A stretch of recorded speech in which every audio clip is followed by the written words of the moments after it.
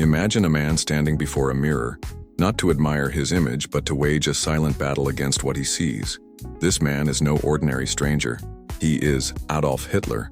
Before becoming the most feared dictator of the 20th century, before dragging the planet into the deadliest war in history, Hitler was already trapped in an invisible conflict, one between his self-image and reality. He never saw himself as he truly was. To Hitler, the mirror did not reflect an ordinary face marked by time and human fragility. In his mind, the image was distorted, shaped by frustrations, rejections, and humiliations accumulated since youth. This fragmented vision became an open wound, and like any wound left untreated, it began to fester. As a young man in Vienna, Hitler dreamed of becoming an artist. He painted, drew, and carried a silent ambition to conquer the art world. But the mirror of life returned him to reality in brutal fashion. 2 consecutive rejections from the Academy of Fine Arts and years spent on the margins, without money, prestige, or recognition. For him, this was not merely a professional failure. It was proof that the world could not see the genius he believed himself to be. This is where the crack begins. Psychologists would say Hitler's self-image was shaped by a wounded narcissism, a phenomenon where someone sees themselves as special and superior, but repeatedly encounters evidence they are not treated as such. The clash between these realities generates hatred, resentment, and an obsession with proving one's worth at any cost. Hitler found a twisted way to repair his broken mirror, rebuild the reflection he saw using power, violence, and manipulation. Every fiery speech, every territorial conquest, every act of force was, deep down, a desperate attempt to convince himself that the failed man from Vienna was dead, and in his place stood an invincible leader. But here's the disturbing truth. The more power Hitler accumulated, the more fragile his reflection became. The inner mirror was never restored. On the contrary, each brutal act deepened the cracks. He was not just seeking to conquer territories, he was trying to conquer himself, and that is a war no one ever wins. At its core, Hitler's story is that of a man who tried to rebuild his identity using the blood of millions. And the most tragic part is that the higher he climbed, the further he drifted from who he truly was. Hitler's inner fractures did not remain confined to his mind. Over time, they spilled into the world, shaping not only his fate, but the fate of millions. The rejected young man from Vienna began searching for explanations for his failures that did not require looking inward. The mirror was too shattered to bear the sight of his own responsibility, so he found external scapegoats. Poverty, cold nights in shelters, the feeling of invisibility. Everything needed an enemy. His worldview began to twist. Anti-Semitism, already present in Vienna's streets, became more than prejudice. It turned into a convenient narrative to explain why his supposed genius was unrecognized. To him, Jews were not simply different, they were the saboteurs of his destiny. This is a familiar psychological mechanism. When the self-image is too fragile to face reality, the mind projects blame and creates scapegoats. In Hitler's case, this distorted explanation crystallized and became the cornerstone of an ideology. And like all ideological poison, it didn't stay contained. It spread. Post-World War I, Germany was fertile ground for this seed. The Treaty of Versailles had imposed humiliations and severe restrictions, leaving the nation with a wounded pride. Hitler saw in this collective resentment the chance to merge his personal pain with the pain of an entire country. In his speeches, he presented himself as a savior, promising to restore not only Germany's strength, but also its dignity. Here the broken mirror took on a monstrous dimension. It was no longer just Hitler trying to rebuild himself. It was an entire nation trying to restore its self-image through him. And, just as in the personal case, the glue used was toxic. Hatred, exclusion, a cult of strength, and contempt for human life.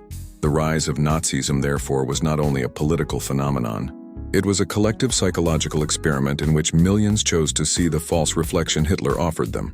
A reflection in which they were pure, strong, and destined for greatness, provided they eliminated the impure elements that, in his eyes, stained their image. In truth, this glorious image of Germany was merely an enlarged version of one man's insecurities, and like any projected shadow, it would grow until it swallowed everything around it. When Hitler came to power in 1933, he believed he had found the ultimate opportunity to rebuild his reflection. The man once rejected by an art academy now saw himself as the architect of a new civilization. The Third Reich was not just a political project, it was an aesthetic work, a giant canvas on which he could paint the idealized image of himself and of Germany. The cult of personality was carefully constructed. Portraits of Hitler appeared everywhere, and his image was meticulously controlled to convey strength, determination, and even a messianic aura. Every official photograph was a calculated effort to convince the people, and himself, that this imposing, confident man was the real Adolf Hitler, not the thin, awkward young man from Vienna. This process fits what psychology calls overcompensation, creating a grand facade to hide internal cracks. The impeccable military parades, the fiery speeches, and the theatrical posture were not merely politics. They were emotional makeup to sustain the illusion of an infallible leader. But the more rigid the facade, the more vulnerable it becomes to any fissure. Hitler could not tolerate contradictions or criticism. The Nazi regime relied on overwhelming propaganda, silencing all dissenting voices. Goebbels, his propaganda minister, didn't just create narratives. He polished the mirror Hitler wanted to see. This obsession with image went beyond politics. Nazi aesthetics, flags, uniforms, monumental architecture, were part of a visual performance to reinforce the illusion of order and perfection. Every detail was a layer of makeup to conceal the imperfections of reality. But makeup doesn't change the face.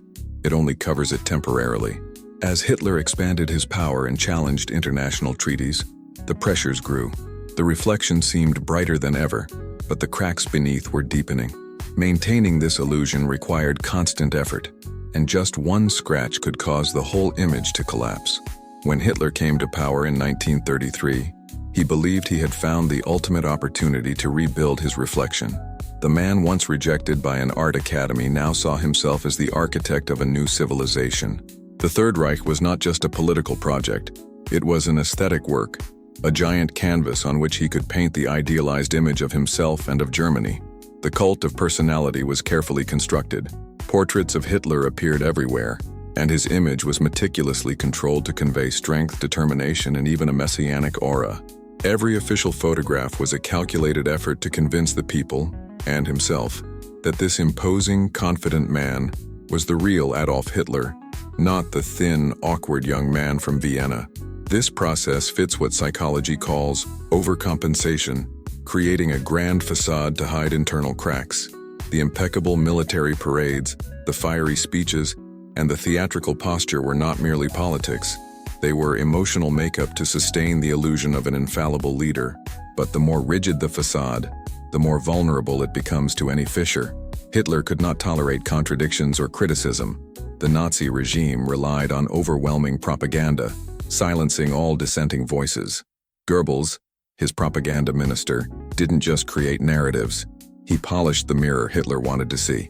This obsession with image went beyond politics. Nazi aesthetics, flags, uniforms, monumental architecture, were part of a visual performance to reinforce the illusion of order and perfection. Every detail was a layer of makeup to conceal the imperfections of reality. But makeup doesn't change the face. It only covers it temporarily. As Hitler expanded his power and challenged international treaties, the pressures grew. The reflection seemed brighter than ever, but the cracks beneath were deepening.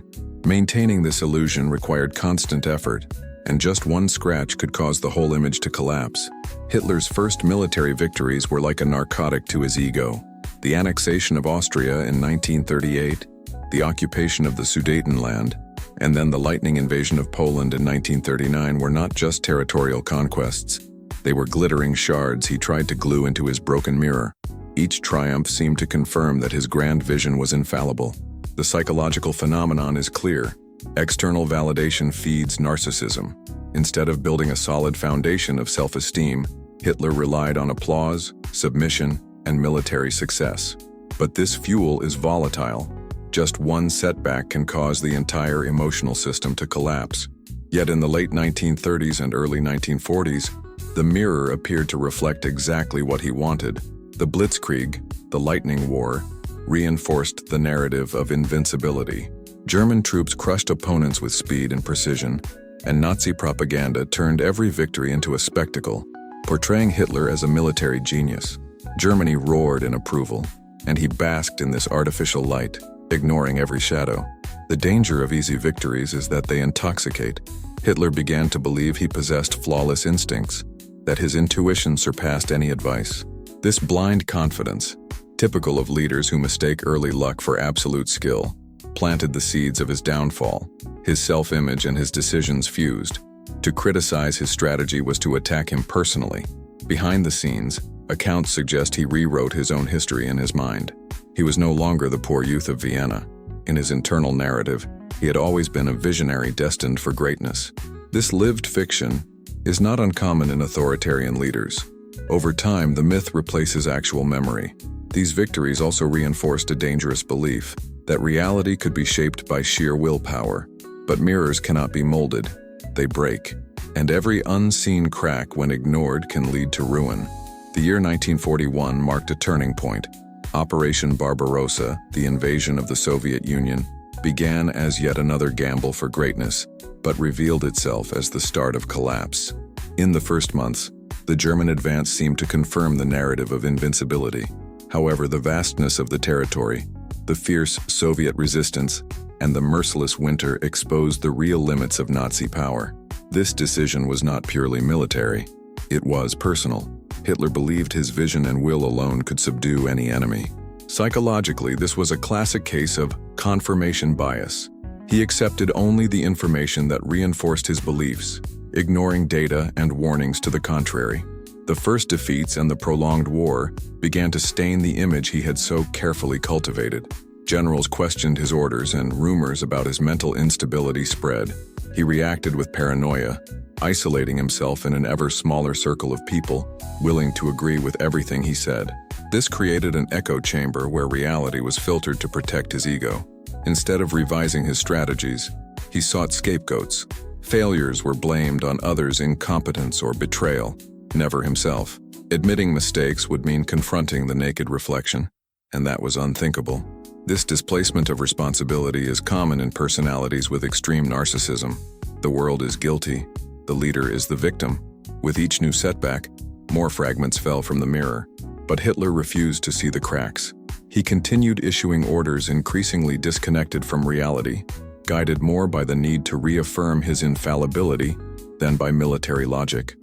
The man who once painted canvases in Vienna to create beauty was now drawing lines on war maps, believing that the stroke of his hand could change the course of armies and destiny itself. But the ink was drying, and the canvas of his empire was starting to tear. Hitler's final months were a succession of defeats, isolation, and despair. In the underground Berlin bunker, surrounded by the relentless Soviet advance, nothing remained of the charismatic leader who had once commanded cheering crowds. The hunched posture, the trembling voice, the mechanical gestures, all revealed that the mirror he had spent his life polishing was now completely shattered. The Germany he had promised to make eternal lay in ruins. Cities destroyed, millions dead, the people exhausted and starving. The image of invincibility sustained by propaganda for years had dissolved in the face of military and moral collapse.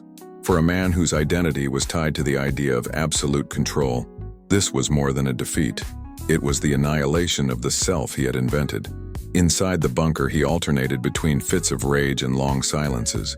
He pored over maps and issued senseless orders, as if trying to deceive himself into believing he still had power. This behavior is typical of narcissistic leaders in decline. Rather than accept reality, they cling to illusion until the very end.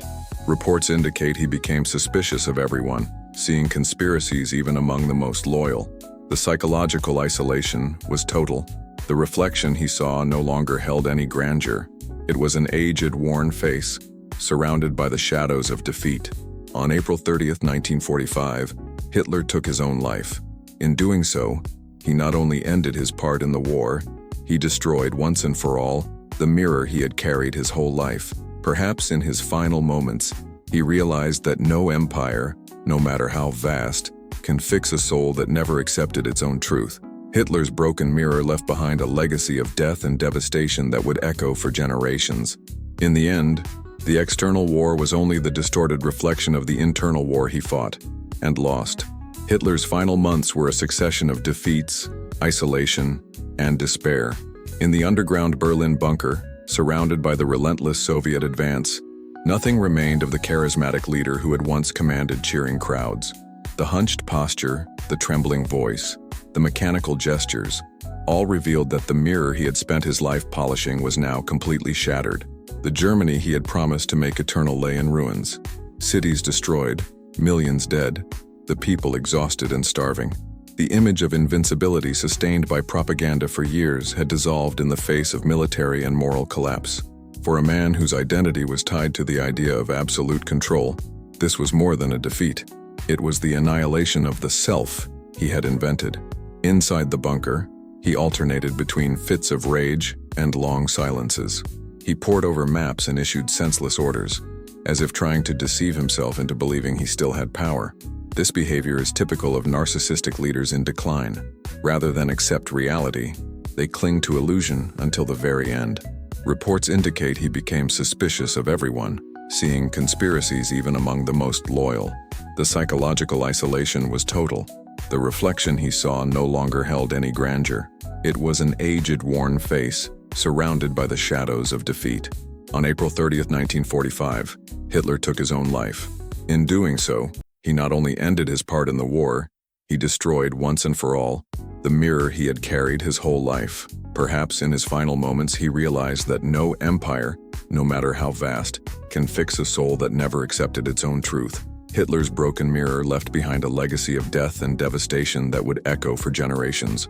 In the end, the external war was only the distorted reflection of the internal war he fought and lost. Even before the Berlin bunker became his last residence, Hitler was already imprisoned, not by concrete walls, but by the invisible walls of his own mind. Every decision he made in the final years was not just military, it was an act of psychological self-preservation. He was not only fighting enemy armies, he was fighting the threat of seeing his self-image shatter completely. Extreme narcissism works like a fortress. On the outside, impenetrable. On the inside, a prison. Hitler was trapped inside his own construction, unable to leave without having it collapse on top of him. His identity was so tied to the myth he had created that admitting an error or retreating from a decision was emotional suicide. That is why, even in the face of overwhelming evidence that the war was lost, he insisted on impossible counterattacks and suicidal strategies. He needed to keep the illusion of control alive, not for the world but for himself.